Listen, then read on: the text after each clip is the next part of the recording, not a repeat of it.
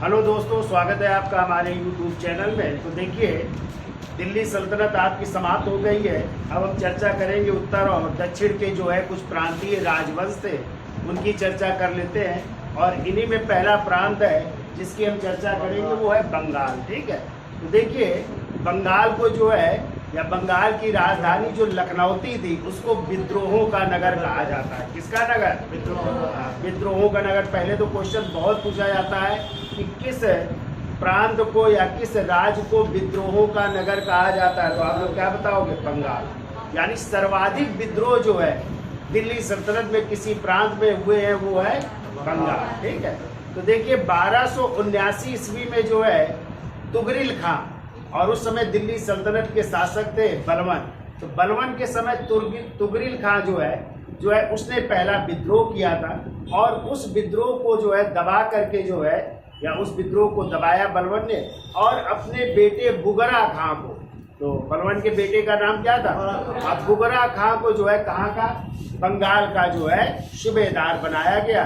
और कहते हैं जब बलवन की मृत्यु हो गई तो बुगरा खां ने जो है अपने राज्य को स्वतंत्र घोषित कर लिया, दिल्ली सल्तनत से अलग हो गया। और उधर चूंकि दिल्ली सल्तनत क्या हो गया था? कमजोर हो गया था, क्योंकि बलवन के मृत्यु के बाद जो है कैकूबाद बने थे, और कैकूबाद भी जो है बहुत कुशल शासक नहीं था, भोग विलास में लिप्त रहता था।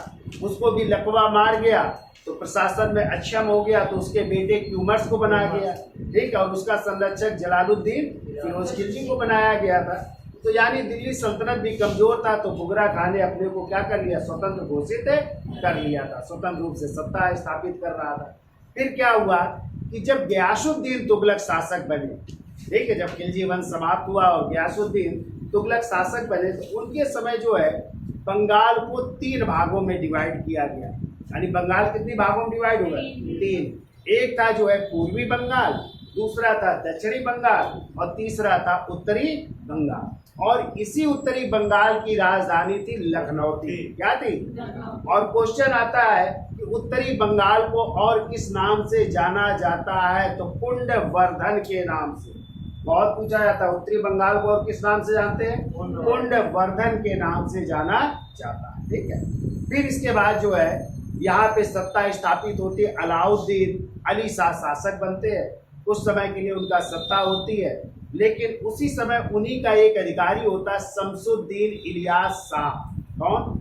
शमसुद्दीन इलियास शाह ने जो है अपने को स्वतंत्र घोषित करके, कहते उसने, जब तक अलाउद्दीन अली शाह की मृत्यु हो गई थी, उसने बंगाल को यानी पूरे बंगाल पर क्या कर लिया? अधिकार कर लिया। ठीक है, और अपनी राजधानी उसने पांडुआ को बनाया था। किसको? पांडुआ को बनाया।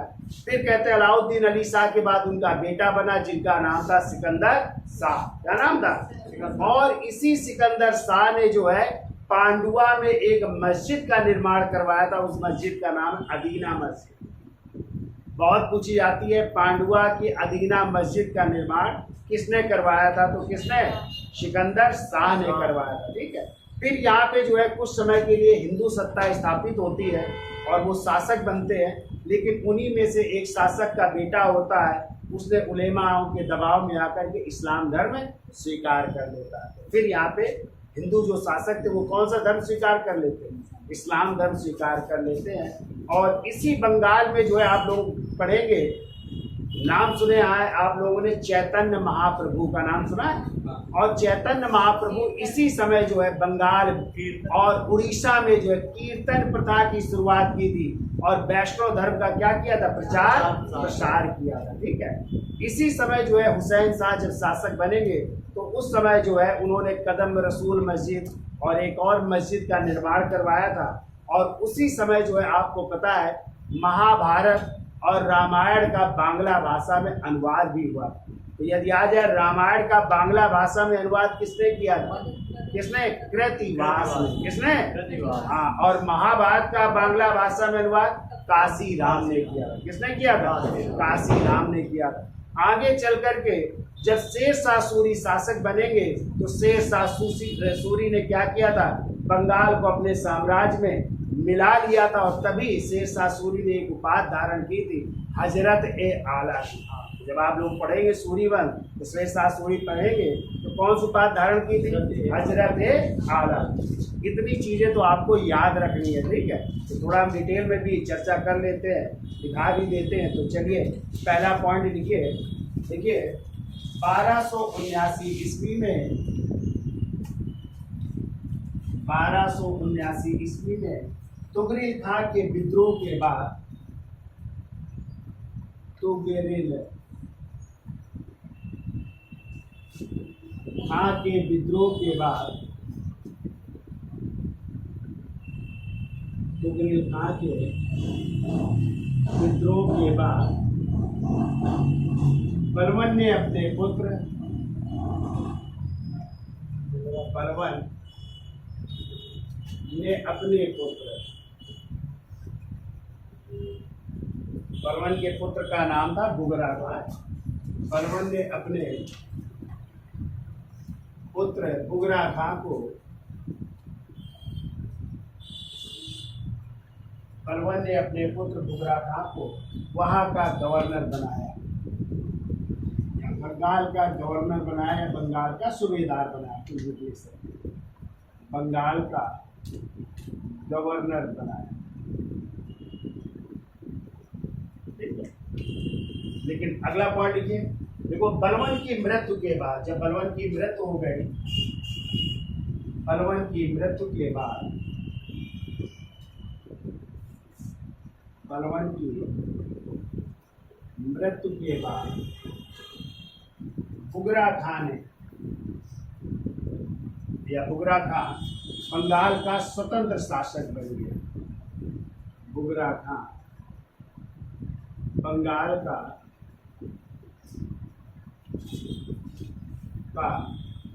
स्वतंत्र शासक बन गया।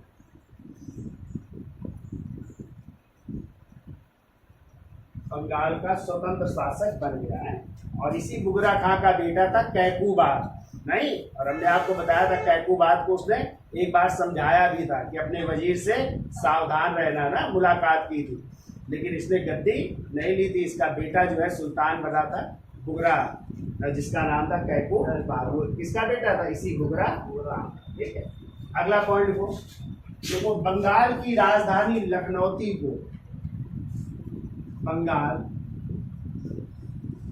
की राजधानी लखनौती है ना, तो बंगाल की राजधानी लखनौती को कौन से नगर से? विद्रोहों का नगर कहा जाता है, बहुत पूछा जाता है।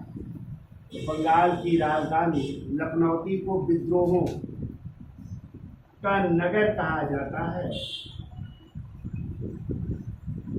विद्रोहों का नगर कहा जाता है। देखिए गयासुद्दीन तुगलक जब शासक बने, तो देखो गयासुद्दीन तुगलक ने, गयासुद्दीन तुगलक ने बंगाल को, बंगाल को 3 भागों में विभाजित कर दिया।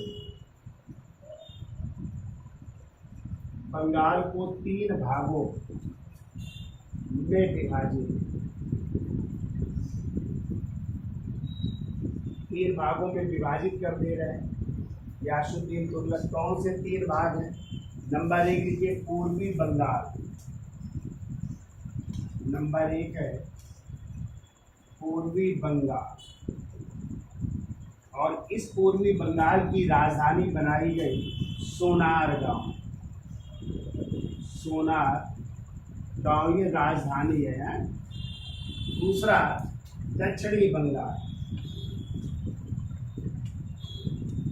दक्षिणी बंगाल। और इस दक्षिणी बंगाल की राजधानी बनाई गई सतगांव को। सतगांव बनाई जा रही है दक्षिण बंगाल की राजधानी। और तीसरा विभाजित किया उत्तरी बंगाल, उत्तरी बंगाल जो मेन बंगाल था वो उत्तरी बंगाल था, ठीक है। और इसी की राजधानी थी लखनऊ। उत्तरी बंगाल की राजधानी बनाई गई लखनऊ की, ठीक है। और अभी हमने आपको बताया उत्तरी बंगाल को एक और नाम से जानते हैं, पुंडवर्धन के नाम से कई बार ये क्वेश्चन आ चुका है, तो याद रखिएगा उत्तरी बंगाल का ही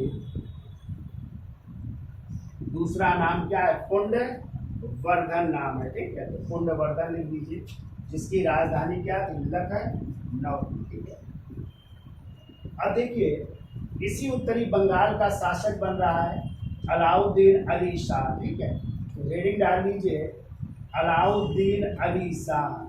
तो इसका स्क्रीनशॉट ले लो, आगे चलते हैं।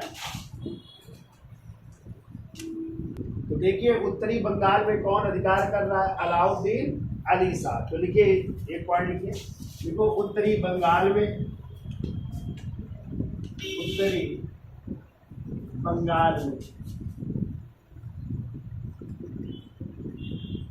अलाउद्दीन अली शाह ने, अलाउद्दीन अली शाह ने अपने को स्वतंत्र घोषित करते हुए, अपने को स्वतंत्र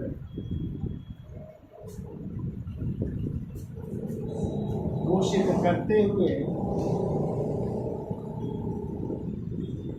अपने को स्वतंत्र घोषित करते हुए, होते हुए या घोषित करते हुए अपनी राजधानी, अपनी राजधानी, तो पहले उत्तरी बंगाल की राजधानी क्या थी, लखनऊ थी है। तो इसने लखनऊ से किसको बनाया, पांडुआ को। समझिए, अपनी राजधानी लखनऊ से, लखनऊ से पांडुआ स्थानांतरित की, पांडुआ स्थानांतरित की।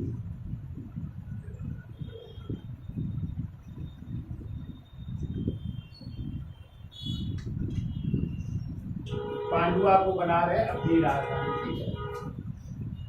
फिर के वो 1345 में इसकी मृत्यु हो गई। तो इसी का एक सरदार है जो कि फिर सत्ता स्थापित करेगा, और यहाँ पे कौन सा वंश, इलियास शाही वंश, पूरा नाम था उसका शमसुद्दीन इलियास शाह। तो कौन सा वंश स्थापित होगा, इलियास शाही वंश। तो देखिए 1345 ईस्वी में अलाउद्दीन अली शाह के एक सरदार, अलाउद्दीन अली शाह के एक सरदार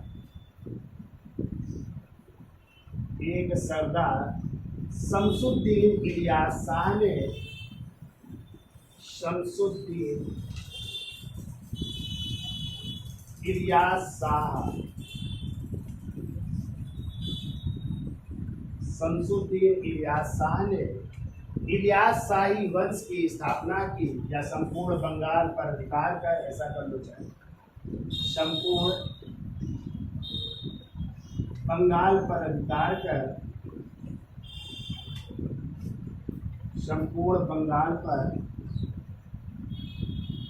अधिकार कर इलियास शाही वंश की स्थापना की। इलियास शाही वंश की स्थापना, वंश की स्थापना कर रहा है।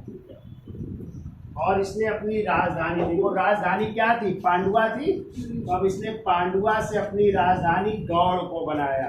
किसको बना रहा है, गौड़ है। जहाँ का शासक आप लोगों ने पढ़ा था, गौड़ का शासक शशांक पढ़ा था हर्षवर्धन के समय, जिसने हर्षवर्धन के बड़े भाई राजवर्धन की धोखे से हत्या कर दी। तो वो भी तो बंगाल या गौड़ का शासक था। तो देखो इलियास शाही वंश की स्थापना की और पांडुआ को अपनी राजधानी, और पांडुआ को अपनी राजधानी और दूसरी राजधानी गौड़ को बनाया, और दूसरी राजधानी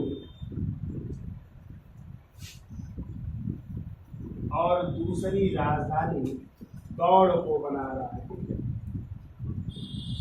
पहली राजधानी तो पांडुआ बनी रही, लेकिन दूसरी राजधानी उसने किसको बनाया? गौड़ को अपनी दूसरी राजधानी बनाया। ठीक है, तो गौड़ बन रही है दूसरी राजधानी। अब देखिए, इलियास शाह की जब मृत हो गई तो उसका बेटा अगला शासक बन रहा है जिसका नाम है सिकंदर शाह। तो हेडिंग डाल लीजिए, सिकंदर शाह। टाइम है 1345 से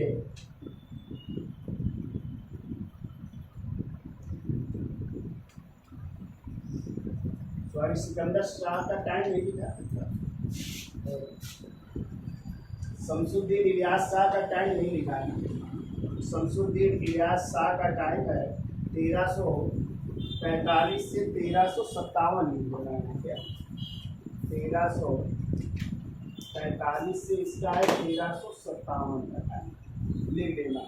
और सिकंदर शाह का है फिर, क्योंकि बेटा है इनका, इसका है 1357 से लेकर के 1390 ईस्वी तक है। इसका लिखिए 1357 से 1390 ईस्वी सिकंदर शाह का टाइम।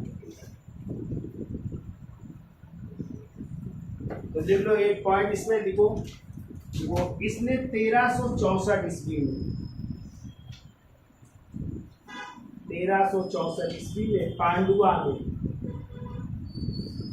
पांडुआ में अदीना मस्जिद का निर्माण करवाया। ये मस्जिद याद रखना, ये पूछी गई है। अदीना मस्जिद का निर्माण करवा रहा है कब? 1364 ईस्वी में। कहाँ पे? पांडुआ में। ये एक इम्पॉर्टेंट पॉइंट है जो याद रखिएगा। फिर देखिए, अगला शासक बन रहा है गयासुद्दीन आजम शाह। तो हेडिंग डाल लीजिए, गयासुद्दीन आजम शाह। और इसका टाइम है 1390 से 1410 ईस्वी। 1390 से 1410 ईस्वी। और इसका महत्वपूर्ण कार्य था, इसने जो है चटगांव बंदरगाह की स्थापना की। चटगांव आज कहाँ पे पड़ता है? बांग्लादेश में। कहाँ पे पड़ता है?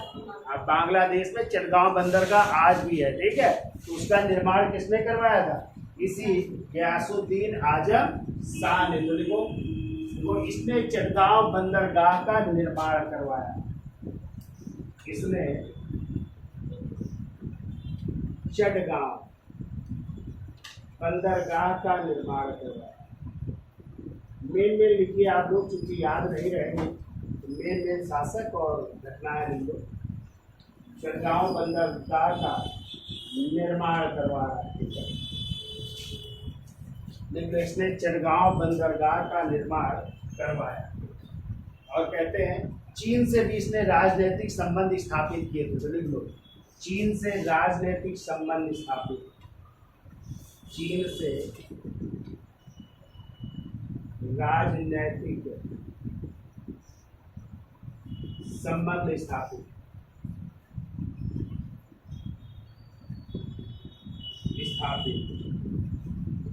और एक अपना दूत भेजा था। ठीक है, चीन में दूत भेजा था। तो दूत का नाम लिखो, रिजवी साहब थे, शायद उनका नाम था कासिम रिजवी, हासिम रिजवी। और अपना दूत हासिम रिजवी को भेजा। और अपने दूत हासिम रिजवी को चीन भेजा था। ठीक है, और अपने दूत हासिम रिजवी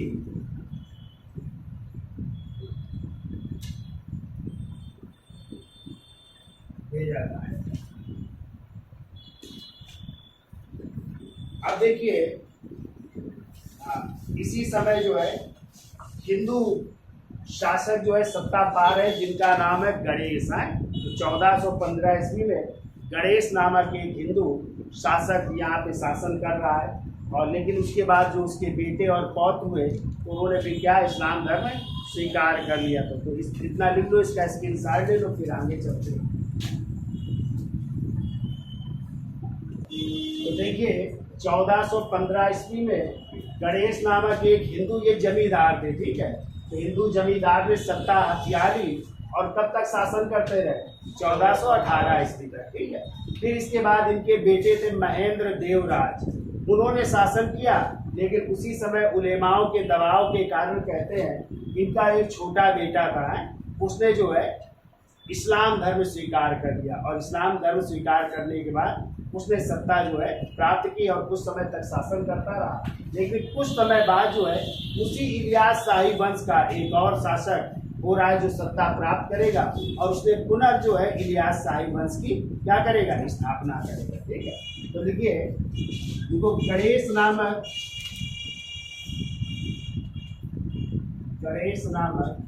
एक जमींदार ने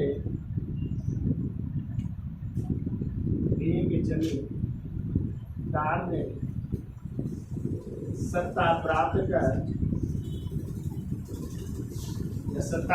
की और 1418 ईस्वी तक शासन करता रहा,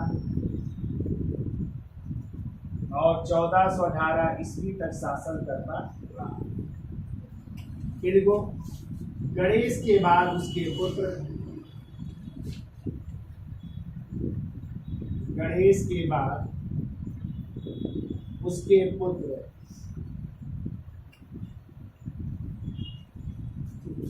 पुत्र महेंद्र देवराज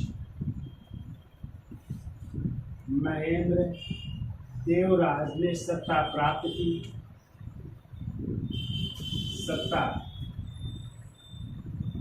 की, जो चंडी देवी का उपासक ही था,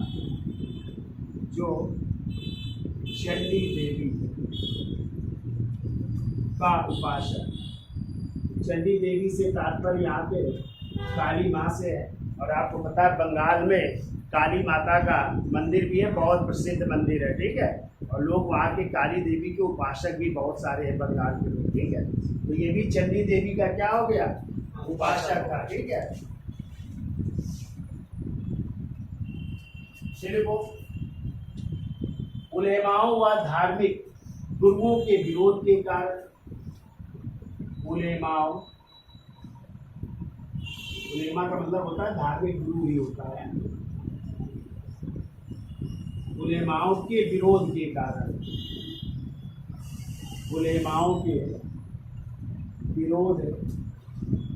कारण, क्योंकि ये हिंदू धर्म था तो विरोध भी हो रहा था, ठीक है। इस कारण जो है गणेश के छोटे पुत्र ने क्या स्वीकार कर लिया? इस्लाम धर्म। तो देखो उलेमाओं या धार्मिक गुरुओं के विरोध के कारण गणेश के छोटे पुत्र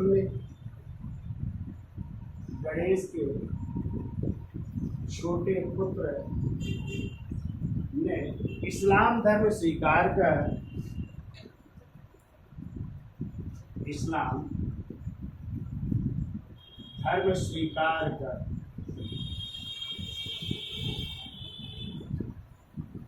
जलालुद्दीन के नाम से शासक बना।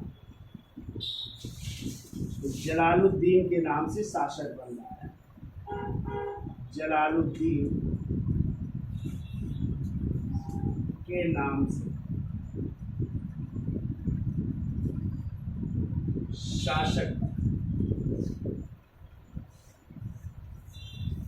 जलालुद्दीन के नाम से शासक बन।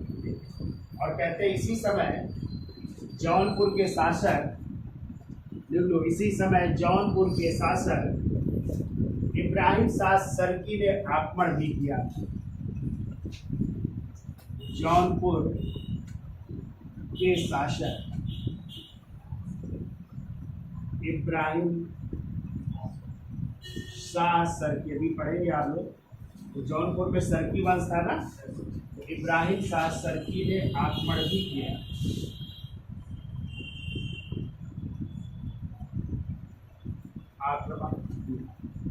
अब देखिए इनका विरोध काफी होने लगा।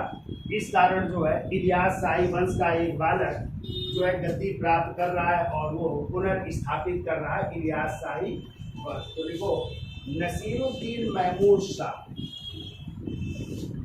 नसीरुद्दीन महमूद शाह टाइम इसका लिख दो 1442 से 1458।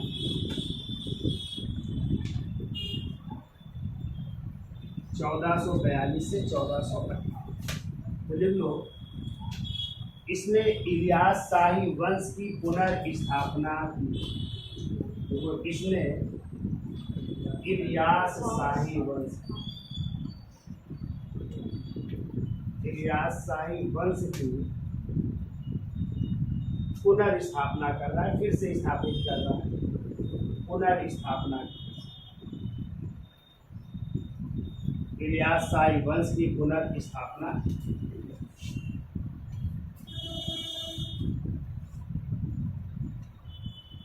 देखो रुकनुद्दीन बारबक शाह, रुकनुद्दीन बारबक शाह, और इनका टाइम है 1459 से 1474। 1459 से 1474। और बारबक शाह इसलिए इम्पोर्टेंट है कि इन्हीं के समय जो है कृतिवास, जो अभी हमने बताया था, बंगाल में जो है, या सॉरी बांग्ला भाषा में जो है, किसका, रामायण का अनुवाद किया था किसने, कृतिवास ने नहीं किया था। तो उनको संरक्षण प्राप्त था किसका, इन्हीं का। तो लिख लीजिए, लिखो देखो इनके समय या इसके समय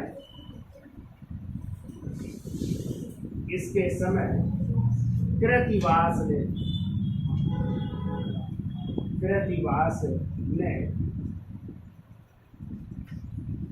बांग्ला भाषा में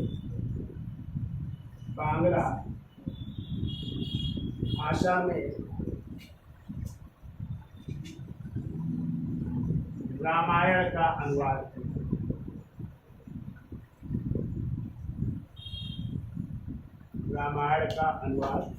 तो बहुत पूछा जाता है, वेरी वेरी इंपॉर्टेंट है, कर लेना है कि किसने बांग्ला भाषा में रामायण का अनुवाद किया था, या बांग्ला रामायण का अनुवाद किया था। तो क्या बताएंगे, कृतिवास ने किया था। ठीक है, अब लिखिए हेडिंग, अलाउद्दीन हुसैन शाह अगला शासक बनता है। लिखिए अलाउद्दीन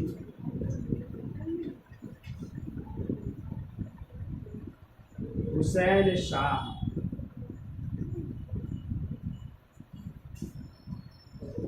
और इनका टाइम देखो 1493 से 1518। 1493 से 1518 ईस्वी इनका टाइम है।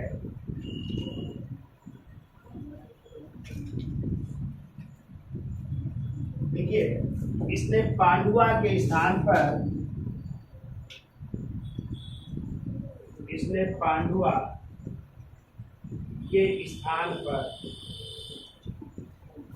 गौड़ को अपनी राजधानी बनाया।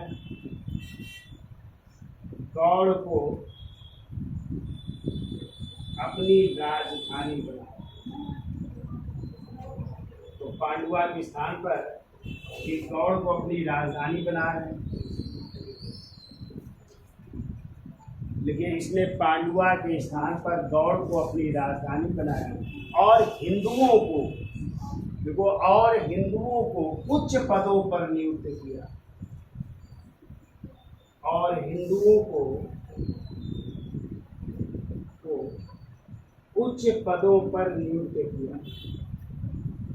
हिंदुओं को उच्च पद भी दिए जा रहे हैं, और हिंदुओं को उच्च पदों पर नियुक्त किया।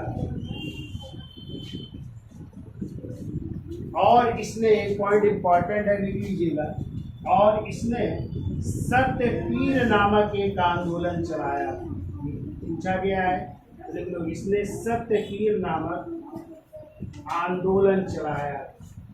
एक आंदोलन भी चला रहा है, सत्यपीर नामक आंदोलन भी चलाया था इसने। ठीक है, सत्यपीर नामक आंदोलन चलाया, और इसने सत्यपीर नामक आंदोलन चलाया। अगला पॉइंट को, अलाउद्दीन के समय ही मालाधर बसु ने, एक लेखक है देखो, मालाधर बसु, इन्होंने एक किताब लिखी थी और उस किताब का नाम है श्री कृष्ण विजय। देखो मालाधर बसु ने या क्या लिखा, अलाउद्दीन के समय मालाधर बसु ने श्री कृष्ण विजय, श्री कृष्ण विजय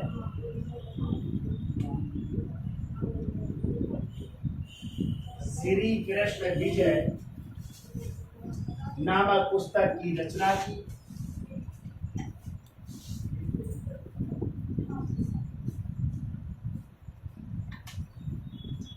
श्री कृष्ण विजय नामक पुस्तक की रचना की और इन्हें गुणराज खान की उपाधि दी गई। उपाधि कौन सी दी जा रही है देखो, और इन्हें गुण राज खान और इन्हें गुण राज खान की उपाधि दी गई, जबकि इनके पुत्र यानी मालाधर बसु के पुत्र, लिख लो, जबकि इनके पुत्र को सत्यराज खान की उपाधि दी गई, सत्यराज खान की उपाधि दी गई, सत्यराज खान की उपाधि दी गई, सत्यराज खान की उपाधि दी गई।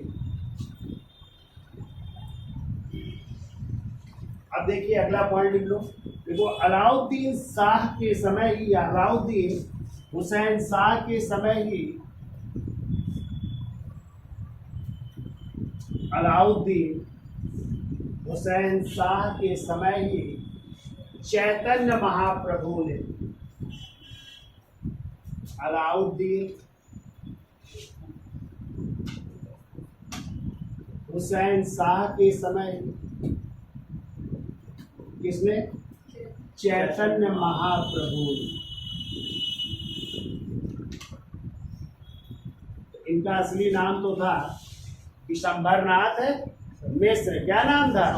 हाँ, इन्हें बचपन में निमाई स्वामी के नाम से भी जानते थे, यदि आप लोगों ने पढ़ा होगा ना। तो विशंभरनाथ मिश्र का लिखना हो तो लिख लो, विशंभर नाथ मिश्र या निमाई स्वामी के नाम से भी ये प्रसिद्ध है, ठीक है।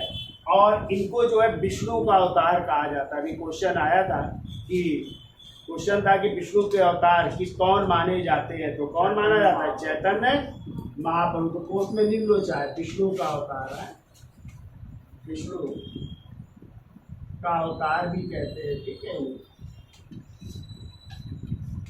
तो क्या लिखा? अलाउद्दीन हुसैन शाह के समय चैतन्य महाप्रभु ने कीर्तन प्रथा को, कीर्तन प्रथा के जनक माने जाते हैं, ठीक है।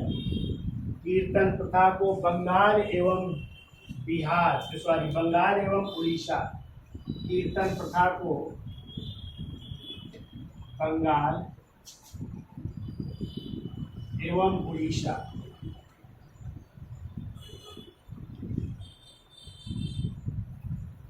में कृष्ण भक्ति शाखा, कृष्ण भक्ति शाखा एवं वैष्णव धर्म का प्रचार प्रसार, वैष्णव धर्म का प्रचार प्रसार किया। तो कीर्तन प्रथा का प्लस कृष्ण भक्ति शाखा का और वैष्णव धर्म का प्रचार प्रसार कहाँ पे कर रहे हैं? बंगाल एवं उड़ीसा में है, बंगाल एवं उड़ीसा में कर रहे हैं। अगला पॉइंट लिख लो, देखो अलाउद्दीन हुसैन शाह को, अलाउद्दीन हुसैन शाह को, चूंकि इनके संरक्षण में कार्य हो रहा है, चैतन्य महाप्रभु क्या कर रहे हैं? कृष्ण भक्ति का क्या कर रहे हैं? प्रचार प्रसार कर रहे हैं, वैष्णव धर्म। और वैष्णव धर्म का मतलब आप लोग पढ़े हो ना पीछे कि विष्णु को इष्ट देव मानने वाले क्या कहलाए? वैष्णव कहलाए। और विष्णु का तादाद में किससे स्थापित किया गया? भगवान श्री कृष्ण के। और आप लोग पढ़ते हो ना छांदोग्य उपनिषद, तो छांदोग्य उपनिषद में ही सर्वप्रथम श्री कृष्ण का उल्लेख मिलता है। ठीक है, और कहा गया है कि भगवान श्री कृष्ण जो है देवकी के पुत्र थे और इनके गुरु का नाम था घोर अंगरीश ऋषि नाम था, जो वृष्णि कबीले के यादव कुल के नेता हुआ करते थे। ठीक है, तो कहते हैं जब प्रचार प्रसार हुआ तो इनको जो है अलाउद्दीन हुसैन शाह को कृष्ण का अवतार कहा जाता है। किसका अवतार? कृष्ण का। तो लिखिए अलाउद्दीन हुसैन शाह को कृष्ण का अवतार माना जाता है। कृष्ण का अवतार, अलाउद्दीन हुसैन शाह को कृष्ण का अवतार माना जाता है। और इन्होंने नृपति तिलक उपाधियां देखो कौन कौन सी धारण कर रहे हैं। और इन्होंने नृपति तिलक,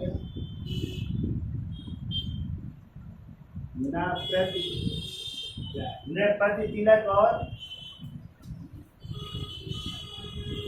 तिलक भूषण की उपाधि धारण, सॉरी जगत भूषण किया, जगत भूषण की उपाधि धारण, ये उपाधियां भी धारण कर रहे हैं। कौन? अलाउद्दीन हुसैन शाह। और इन्होंने नृपति तिलक एवं जगत भूषण की उपाधियां धारण की। अब देखिए अगला शासक बन रहा है, हेडिंग डाल लीजिए नसीरुद्दीन नसरत शाह। ये महमूद शाह है। अब हेडिंग डाल दीजिए नसीरुद्दीन नसरत शाह। तो लिखिए नसीरुद्दीन नसरत शाह, टाइम है 1519 से 1532। देखो यह साहित्य एवं वास्तुकला का संरक्षक था। साहित्य एवं वास्तुकला का संरक्षक। साहित्य का भी विकास हुआ, वास्तुकला। तो साहित्य में देखो किसका विकास हो रहा है। तो पहले तो लिख लेते वास्तुकला, क्या क्या इसने मस्जिदें बनवाई। तो देखो नसरत शाह ने, नसरत शाह ने गौड़ में बड़ा सोना मस्जिद, बड़ा सोना मस्जिद एवं कदम रसूल मस्जिद,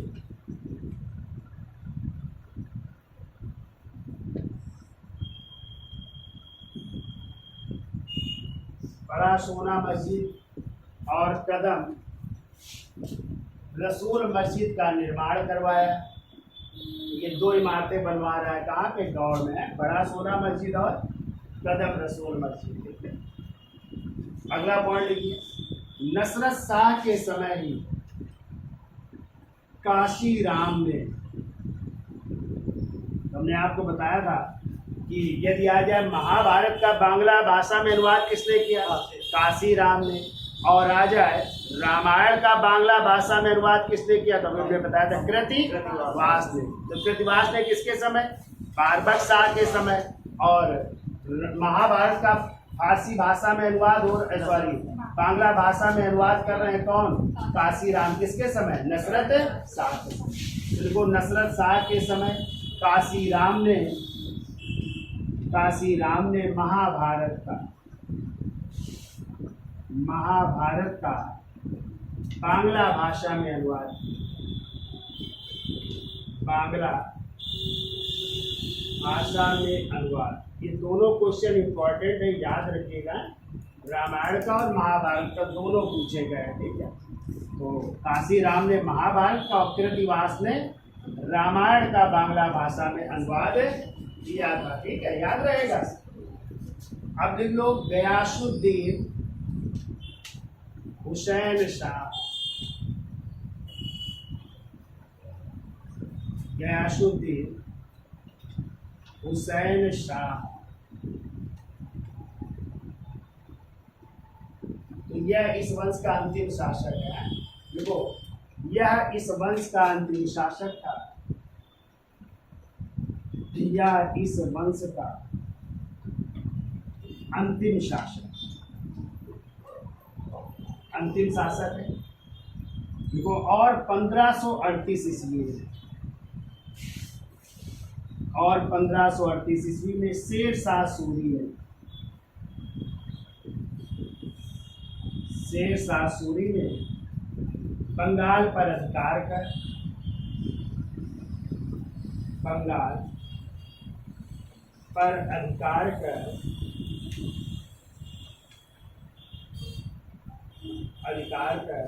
कौन सी उपाधि धारण की थी? हजरत आला की उपाधि धारण की। हजरत आला कहीं कहीं मिलता है नसरत शाह को पराजित करके, है, लेकिन आप लोग ये अंतिम शासक है कौन? गयासुद्दीन हुसैन शाह। तो हजरत आला की उपाधि धारण की, हजरत आला की उपाधि धारण। इस तरह बंगाल को जो है इसने शेर शाह सूरी ने अपने साम्राज्य में क्या कर लिया? मिला दिया। ठीक है। और आ जाए रैयत आला की उपाधि शिवम किसने धारण की थी?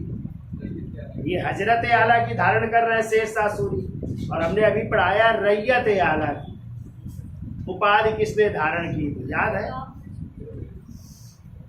नहीं याद है? रैयत आला, अरे सैयद वंश के संस्थापक खिरज खान ने नहीं रैयत आला की उपाधि धारण की थी। अपने को जो है मोहम्मद साहब का वंशज कहा था और रैयत आला की उपाधि तो तैमूर लंग के बेटे शाहरुख को शासक माना था और स्वयं रैयत आला की। भूल जाते हो बड़ी जल्दी है। तो आज के लिए इतना रखते हैं, ये बंगाल हो गया।